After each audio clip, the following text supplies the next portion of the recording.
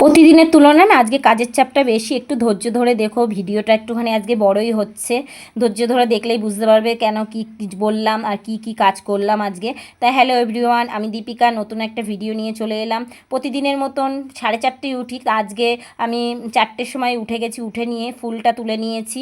ফুলটা তুলে নিয়ে সেই পোশাকটা পরেই আমি ঘরটা ঝেড়ে নিয়েছি, কেন ঠাকুরের সিংহাসন সরাতে হবে, সরিয়ে ঝাড়তে হবে। আর ওই দেখো ঠাকুরের সিংহাসনটা সরিয়ে নিয়েছি, তোমরা দেখতে পাচ্ছ।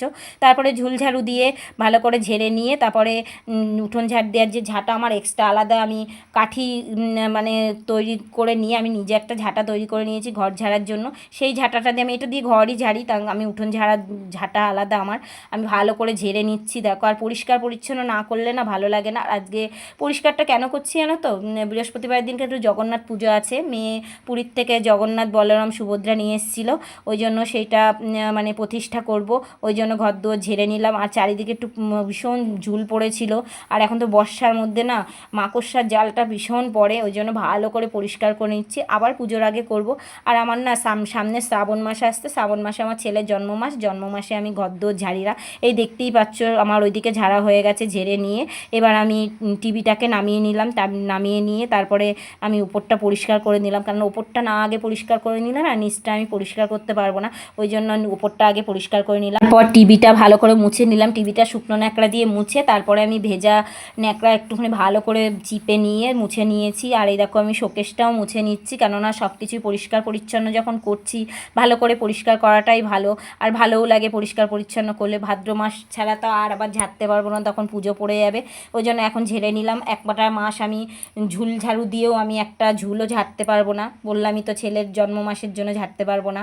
আর আমার দেখো টিভি মোছা হয়ে গেছে, তুলে নিলাম টিভিটা ভালো করে একটু মুছে নিচ্ছি জলের ন্যাকড়া দিয়ে নিয়ে। এবার আমি ওইদিকে শোকেসের নিচটা ভালো করে পরিষ্কার করে নিই। তারপর শোকেসটাকে সরিয়ে দিয়ে নিয়ে দেখো আমি এবার ভীষণ কষ্ট হচ্ছে সরাতে, মানে এতটাই কষ্ট হচ্ছে। আর প্রচণ্ড গরম ছিল তো, আর ফ্যান তো ছাড়া যাচ্ছিল না, কেন ফ্যান ছাড়লে তো ধুলো বালি সব সারা ঘর হয়ে যাবে, আমারও তাহলে আবার কাজটা বেড়ে যাবে, কারণ ওদিকের কাজটা সেরে এসেছি ঠাকুরের পাশের।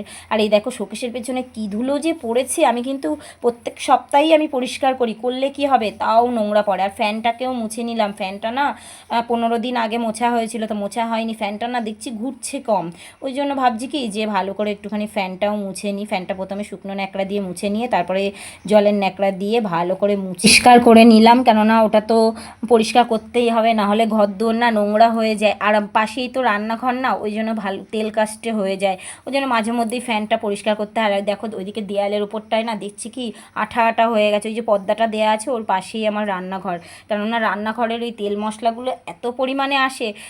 এবার আবার এই দিকটা একটু ঝাড়তে নিই, এখন দেখি কি ফ্যানের ওপর আবার নোংরা পড়েছে, ওই জন্য ফ্যানটাও মুছে নিলাম। আর এই দেখো ঠাকুরের সামনেটা ভালো করে পরিষ্কার, তারপরে লক্ষ্মী ঠাকুরের পর্দাটা সরিয়ে দেবো, কেননা লক্ষ্মী ঠাকুরের ওপর ঝুল পড়বে। আর বৃহস্পতিবার না হলে তো ঘট নাড়াতে নেই, ওই জন্য। আর আমি তো বুধবারের দিনকেই ঘট নামিয়ে রেখে দিই। যাই হোক, এই দেখো আমি হাতটা ধুয়ে নিয়ে তারপরে আমি ওই পর্দাটা সরিয়ে ওটাও ধুতে হবে, সব ঠাকুরের জিনিসগুলো সব ধুয়ে দিয়েছি, কেন ঝুল পড়েছে।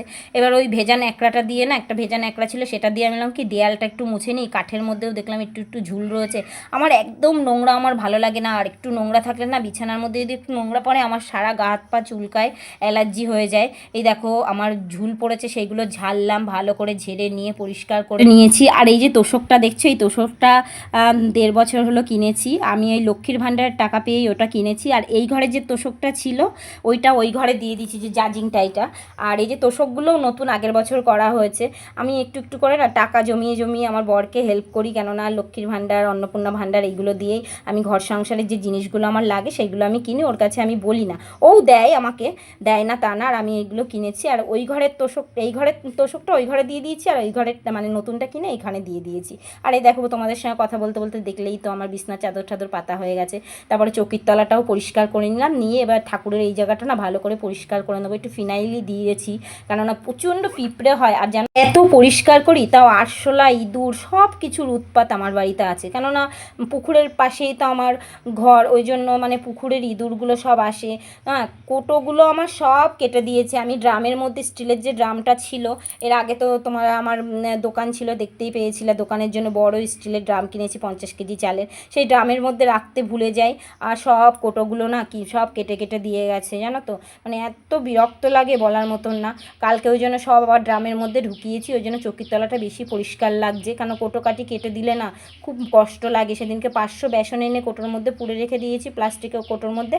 সব বেসন সব খেয়ে নিয়েছে, বেসন ছড়িয়েছে, মানে উৎপাত করে এত খায়। আর তোমাদের সঙ্গে কথা বলতে বলতে দেখো আমার সিংহাসনটাও সরিয়ে নিয়ে ভালো করে সব গুছিয়ে টুছিয়ে নিচ্ছি, কেননা আমি তো জানোই গোছাতে খুবই ভালোবাসি। আর তোমরা কে কে এই মাসে ঘর যাচ্ছ একটু আমাকে বলো, আর কাদের কাদের বাড়িতে জগন্নাথ পুজো আছে সেটাও আমাকে বলো। আমাদের বাড়িতে তো আছেই, তোমরা সবাই চলে আসবে, তোমাদেরকে নিমন্ত্রণ করে দিলাম। আর এই দেখো চৌকির তলাটা আমি ভালো করে মুছে নিচ্ছি, কারণ ঘর দৌড়টা মুছে। আর আমার অবস্থাটা দেখতে পাচ্ছ, তখন বাজে হলো দেখো 8টা বেজে গেছে, তাও আমার মানে ঘরদোর পরিষ্কার করা কমপ্লিট হয়নি। মানে এতটা কষ্ট হচ্ছে, উঠেছি সেই 4টেই, 8টা বাজে তখনও আমি ঘর মুছছি।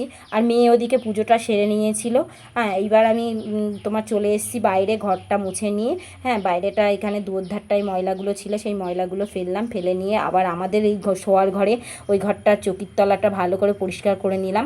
আর আজকে জানো তো মেয়ে এই ঘরটা ঝাড় দিয়েছে, আর বিছানাটা তুলে নিয়ে ও স্নান করতে গেল, কারণ আজকে 8টা 5 বেজে গেছে। আমি তো 6:30টার মধ্যে পুজো দিয়ে ফেলি, আজকে ঘর ঝেড়েছি বলে আজকে পুজোটা দিতে পারলাম না। আর মেয়েরও প্রাইভেট নিয়ে বললো মা আমি পুজো দিয়ে দেবো, তোমার চিন্তা নেই। ও সকালে ভোরবেলায় আমার সঙ্গে একসঙ্গেই 2 ভাই বোন উঠেছে, উঠে একটু পড়েছে, পড়ে নিয়ে সব যেটুখানি কাজ করার দরকার সেটুখানি সেরে নিয়ে ছেলে তো চলে গেল প্রাইভেটে, আর মেয়ে ওদিকে পুজো দেবে। আর আমার দেখো এদিকে সব কমপ্লিট হয়ে গেছে, আমি এসব সেরে নিয়ে এবার স্নান উঠোনটা ঝাড় দিয়ে এবার স্নান করতে যাব। আর তোমরা দেখতেই পাচ্ছ ঘরদোর কত সুন্দর পরিষ্কার লাগে, আর পরিষ্কার করলে কত ভালো লাগে বলো। আর এই দেখো আমার ঠাকুরও খুব সুন্দরভাবে পরিষ্কার হয়ে গেছে, আর মেয়েও স্নান করে চলে এসছে। বন্ধুরা, আর ভিডিওগুলো কে কে দেখতে ভালোবাসো একটু বলো, আর একটু লাইক কমেন্ট সাবস্ক্রাইব করো। আজকের মতো বিদায় নিলাম, টাটা বন্ধুরা।